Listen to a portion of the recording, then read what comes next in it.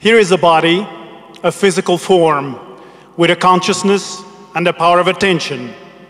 And the question is, this power of attention, this consciousness, where are they? Here.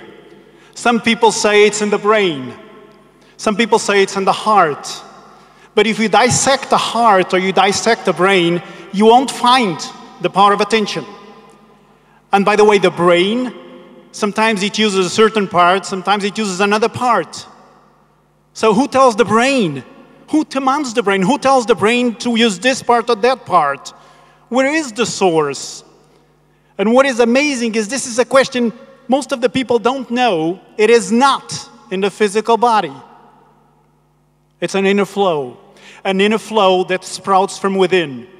It's life as itself. It's timeless, it's ephemeral, but it's perpetuous movement. But in our lives, this inner flow, we don't pay attention to it because there are flows and there are forms. And we tend to believe in forms, to see forms, the house, the car, the money, the job, and we do not pay enough attention to flows. But flows are the cause. Forms are merely the effects. We don't pay enough attention to focus on flows. And before any form, this form, there was a flow. Before any of these forms, there was a flow, the idea. This is not part of our lives. Forms are. Take a glass with forms, ice cubes. You'll see that they do not easily fit. They can't fit, they can't match the whole glass.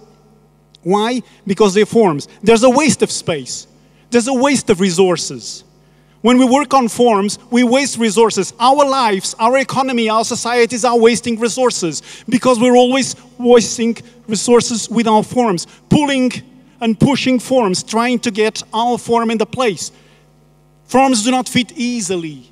We need to hurry. I need to go to that place because that's empty. That will be my form place. Life becomes hard. It's a fight. I need to get there first. It's stressy. And remember, forms do not easily fit. When we work on forms, our life does not flow. We're stumbling all the time in other people's forms. It's a fight. It's stressy. For the moment, we're living those risky, difficult moments. Whereas if you take a glass of water, which is a flow, the flow matches the whole glass without any problem. It's harmonious, it's peaceful, it's balanced. Because it's a flow. I'm not coming here to talk about the physical flows. I'm going to talk about our interpersonal power, which is invisible. Those are the invisible flows. But the problem is they're invisible. And not only they are invisible, as well as we put all the forms in it. Those forms are beliefs, ideas of our fathers, our families, prejudices, attachments, ego, labels. We're continuously hiding this flow, which we don't see anymore. There should be a flow in blue out there, but you can't see it because it's filled with forms. Our life is always forms. We're always struggling on forms. And there are 4 inner flows. The first and most powerful inner flow we have in our lives is intuition. And intuition is always intelligent. It knows everything. It solves all the problems. But we don't pay attention to it because we use the forms. And we're always trying to put new forms that are second inner flow, emotions. From Latin, ex movere, moving out. We need to acknowledge, to accept, to verbalize, speak out what you feel. We don't do it. So we have a third chance. The third inner flow. Problems in our life symptoms. A problem with my car, with my family, with my wife, with money, with my job. They have invisible messages, but we don't pay attention to those messages. So we have a 4th chance, the last one. It's our body symptoms. The problems we have in our body. They're physical, they have forms, but they have an inner message that flows. And that message, that flow is something we do not really pay attention to in our lives. You know, the richest people in the world are not those who work on forms, are those who work on flows.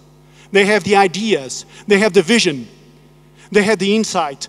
Poor people are those who are always trying to move their forms, pushing and pulling forms. So we have a crisis. We have difficult problems. These are on forms. And of course, the crisis, I don't know what that word means, but I know one thing, it's a form. And forms are mere effects. The results, the solution is in the flows, in the inner flows. And the forms have one ally, which is the Cartesian thinking, the rational thinking, the mental thinking, as opposition to intuition. And you know what? And this is the last idea. In our world today, we're in risky moments. We humans are much more creative when we are at risk, and the world is at risk.